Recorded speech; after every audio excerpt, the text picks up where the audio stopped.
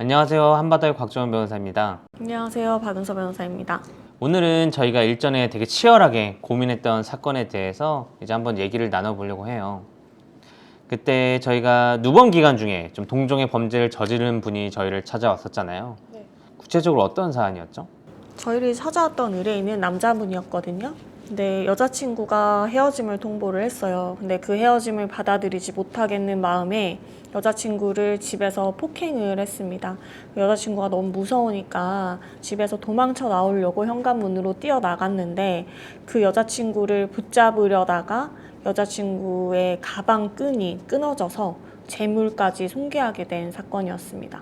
근데 이제 궁금한 게 누범 기간이 뭔가요? 누범 기간이라는 거는 전과가 있는 사람이 다시 죄를 범하는 것을 말하거든요. 구체적으로는 금고 이상의 형을 받아서 그 집행이 종료되거나 면제가 되었는데 그런 지 3년 이내에 또다시 금고 이상에 해당하는 죄를 지은 사람을 말합니다.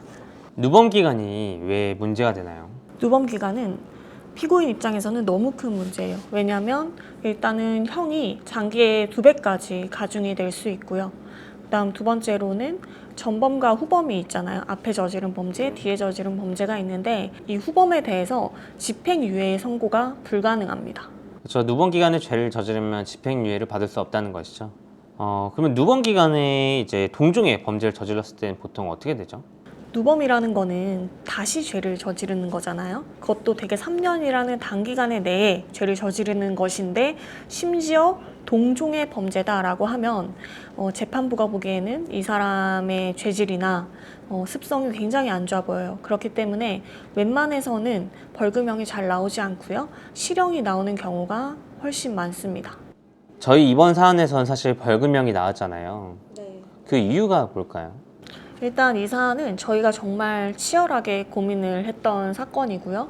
또 제가 수행을 하면서 저 의뢰인, 그러니까 피고인한테 굉장히 많이 감정이입을 했던 사건이에요. 그렇기 때문에 하나하나 더 신경 써서 노력을 했고 그런 것들이 좋은 결과를 저는 만들었다고 생각합니다. 이 사건이 사실 생각할 것이 많았는데 좀 그 이유가 뭐였죠? 이 사건 같은 경우에는 좀 특이했어요. 그러니까 공소 사실은 재물손괴밖에 없었어요. 그리고 가방을 재물손괴한 거고 가방이 비싼 가방도 아니었기 때문에 그것만 봤을 때는 사실 뭐 그렇게 큰 범죄라고는 느껴지지 않죠. 근데 그 사건의 기록, 증거 기록을 전체를 다 봤을 때에는 죄질이 굉장히 안 좋았습니다. 왜냐하면 아까 말씀드렸다시피 여자친구를 폭행을 했고 그 공간에서 벗어나려는 피해자를 붙잡는 과정에서 재물을 손괴한 거잖아요. 그리고 심지어 한 가지 더 문제가 되는 것은 저희 의뢰인이 누범 기간이었는데 그 전범의 범행의 내용이 굉장히 유사했어요. 네, 여자친구가 헤어지자고 말을 하자 여자친구를 폭행하고 했던 사건이었기 때문에 또 이제 동종의 범죄를 저질렀다라는 게 좀 불리한 정황이 있었습니다. 근데 사실 생각해 봤을 때 이런 분들 같은 경우에는 뭐 이제 따져보면은 누범 기간에 범죄를 저질렀기 때문에 어떻게 보면 징역이 타당하다고도 생각이 되는데 이런 분들도 좀 선처를 받아야 된다고 좀 생각을 하시는 부분이 있나요? 저는 기본적으로 범죄를 저질렀으면 그것에 합당한 벌을 받아야 된다고 생각을 하고 그게 반복적인 어떤 습성에서 나오는 범죄라면 더더욱 그렇다고 생각을 하거든요. 다만 이 사건 같은 경우에는 폭행의 점이 공소가 이제 제기가 되지가 않았어요. 기소가 되지 않았고 재물손괴의 점만 기소가 된 사안이었습니다. 재물손괴의 점만 봤을 때는 폭행의 점과 분리해서 조금 더 경미하게 볼 수 있는 사안이었고요. 그리고 추가적으로 의뢰인이 뭐 진심으로 반성했고 뭐 합의가 이루어졌고 여러 가지 정황들도 있었기 때문에 그런 것들을 종합을 한다면 이분이 받은 형이 그렇게 너무 경하다고 저는 보지는 않습니다. 사실 저희 이 피고인에게 저희가 이 심리치료를 좀 받도록 권유를 했잖아요. 그 이유가 뭔지 알 수 있을까요? 그 이유는요. 일단은 저희가 사건을 수임을 하면 이런 죄를 인정하고 선처를 구하는 사건 같은 경우에는 사건 설문지를 받아서 의뢰인이 어떤 삶을 살아왔는지에 대해 자세하게 이야기를 듣거든요. 이 의뢰인의 삶을 봤을 때 조금 가정 환경이 좋지가 않았어요. 어머니의 사랑을 받지 못하고 컸었고 여러 가지 조금 자세하게 말씀드릴 수 없지만 여러 사정들이 있었거든요.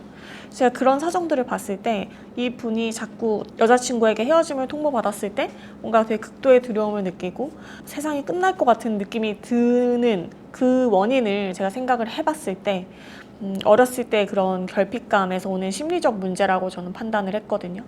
그래서 제가 의뢰인님한테 앞으로의 재범을 방지하는, 그러니까 또 다른 피해자를 낳지 않기 위해서라도, 그리고 본인을 위해서라도 이거는 심리 치료를 받으셔서 이걸 근원적으로 문제를 해결하시는 게 맞는 것 같다라고 제안을 드렸고, 다행히도 의뢰인님도 되게 흔쾌히 그거를 납득을 해주셔서 심리 치료를 같이 병행을 했습니다. 사실 의뢰인분도 이 심리치료를 받고 상당히 좀 안정적인 느낌이 들었다고 저희에게 좀 말씀을 주셨잖아요.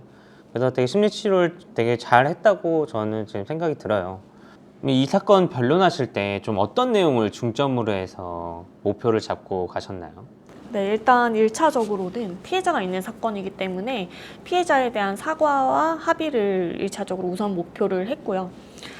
저희를 수임하시기 전에 경찰을 통해서 합의가 이루어지긴 했었는데 그 합의가 그러니까 내용이 부실했고 재물손괴에 대한 점까지 정확히 기재가 되어 있지는 않았어요. 그리고 뭔가 저는 이 피해자가 저희 의뢰인을 진심으로 좀 걱정을 하고 너무 중한 벌을 받을까봐 우려를 한다는 거를 제가 느꼈거든요. 그래서 그런 점들을 좀 고려를 해서 피해자님한테 연락을 드려서 정중하게 부탁을 했죠.